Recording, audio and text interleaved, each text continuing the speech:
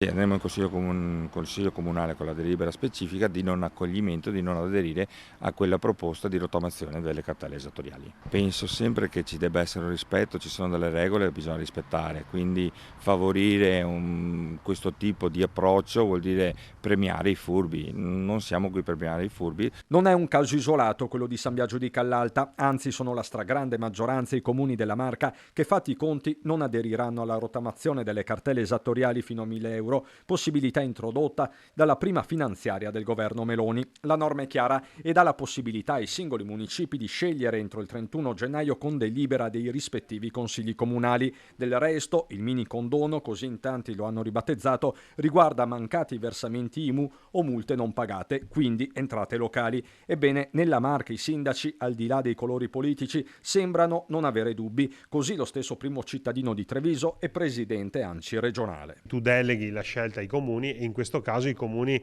la stragrande maggioranza, penso quasi la totalità dei comuni veneti, hanno deciso di non aderire alla rottamazione proprio per una questione di uniformità di trattamento. Però io apprezzo la volontà e l'iniziativa del governo che in questo caso ha delegato i comuni, poi i comuni liberamente hanno fatto delle scelte in base alle possibilità di bilancio e anche a un'opportunità politica. Politica a parte, la rottamazione riguarderebbe le cartelle esattoriali maturate tra il 2000 e il 2015, non solo. Il capitale rimane e vengono annullate le sanzioni di interessi. Per quanto riguarda invece le violazioni del codice della strada, dove la sanzione è sostanzialmente il capitale, lì vengono annullati solo gli interessi.